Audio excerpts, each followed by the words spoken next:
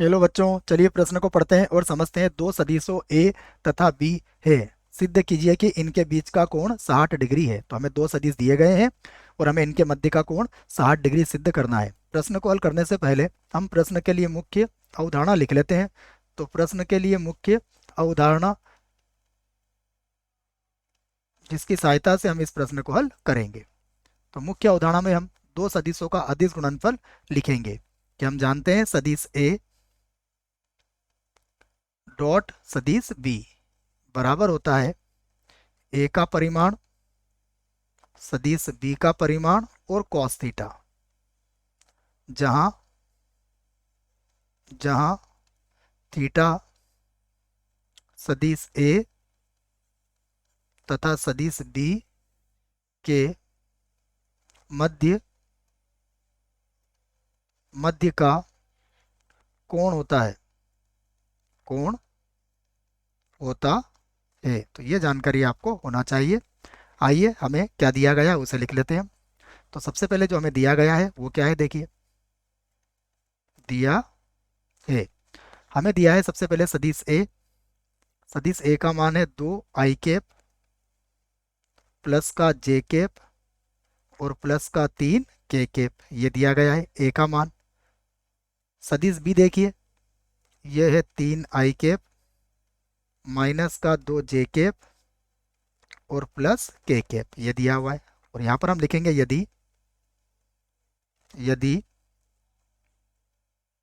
ए तथा बी दो सदिश हैं, ए सदिश तथा बी सदिश के के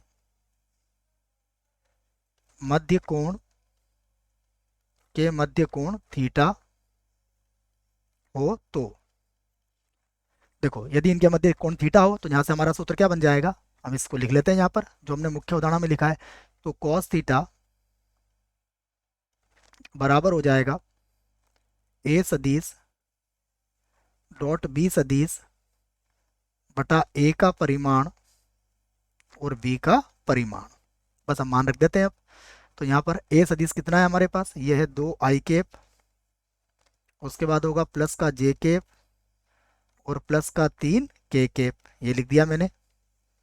उसके बाद डॉट, ये होगा 3 i कैप माइनस का 2 j कैप और प्लस का k कैप, और बटे में क्या आ जाएंगे, इनके परिमाण आ जाएंगे, वो भी लिख देता हूँ मैं।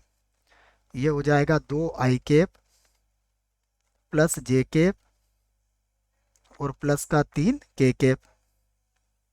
उसके बाद फिर से 3 i कैप माइनस का 2 j कैप और k कैप। आइए आगे हल करते हैं इसको। तो फिर से आ जाएगा कॉस थीटा बराबर,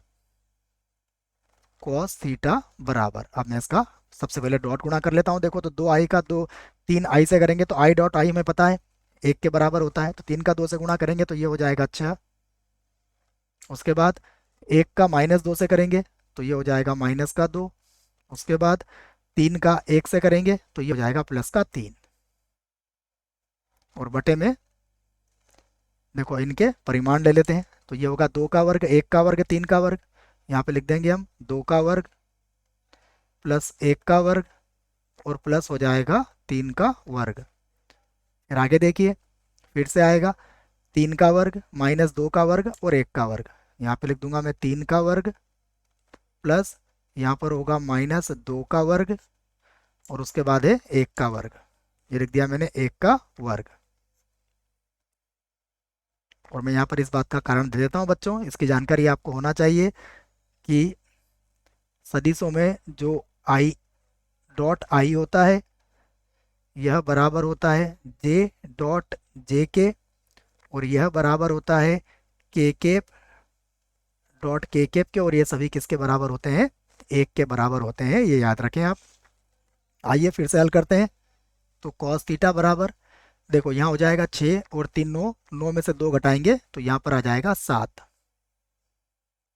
और बटे में हल कर लेते हैं। देखिए तो ये होगा 3 का वर्ग, मैं से लिख लेता हूँ। देखो 3 का वर्ग ये हो जाएगा 9, या यहाँ से कर लेते हैं, पहले 4 लिख लेंगे, उसके बाद 1 और उसके बाद आ जाएगा 3 का वर्ग 9। फिर एक बार और वर्गमूल के अंदर है, उसे भी देख लेते हैं। यहाँ 3 का वर्ग 9 होगा, उसके बाद 2 का वर्ग 4 होगा, माइनस 2 का वर्ग और 1 का वर्ग 1 हो जाएगा। तो फिर से लिखता हूँ मैं, कॉस थीटा बराबर ये हो जाएगा 7 और बटा देखिए ये हो जाएगा वर्गमूल 14, ये भी वर्गमूल 14, अर्थात वर्गमूल 14 का वर्गमूल 14 से गुणा करोगे तो कितना आ जाएगा, 14 आ जाएगा। तो कॉस थीटा बराबर कितना हो गया, 1/2, और 1/2 जो होता है हमें पता है यह कॉस 60 डिग्री का मान होता है। तो यहाँ से हम थीटा का मान लिख सकते हैं। थीटा का मान कितना आया, थीटा का मान आया 60 डिग्री, और हमें यही सिद्ध करना था। यहाँ पर हम कह सकते हैं सिद्ध सिद्ध हुआ।